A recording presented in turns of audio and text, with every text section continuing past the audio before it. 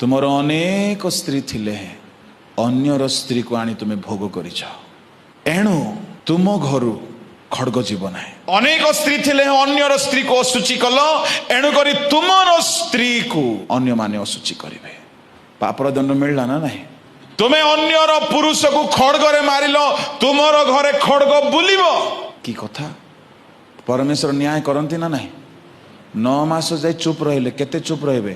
शुणु मो भौणी शुणु मो भाई प्रभु जदि तुमको ए जाए दंड दे ना यह गोटे सुजोग देइछंती जेतु सुजोग न देणु से पापर दंड दियंती ना। फेरिबा पाई सुजोग देइछंती कांदिबा पाई सुजोग देइछंती मन परिवर्तन करिबा पाई सुजोग देइछंती। से दिन दाऊद कांदिला प्रभु कहले एबे कांदिले किछ लाभ नाही काहे कि दरमा सैंक्शन हे जाय एबे कैंसिल हेबो ना। आगरु कांदी थांतो हुए तो दंड मिल न था। दाऊद कहला मु फास्टिंग करबी तू फास्टिंग करे तू जो भी करे डिवाइन सरकार जदि सैंक्शन कर देला तापर तोर फास्टिंग मध्ये अप्रूव हेबो नै। सियाडे से जहा पाप करथिला तार दंड दिने आसिला। अन्यर स्त्री को से भ्रष्ट कला यार स्त्री को छात उपरे जणे नै कि भ्रष्ट कले।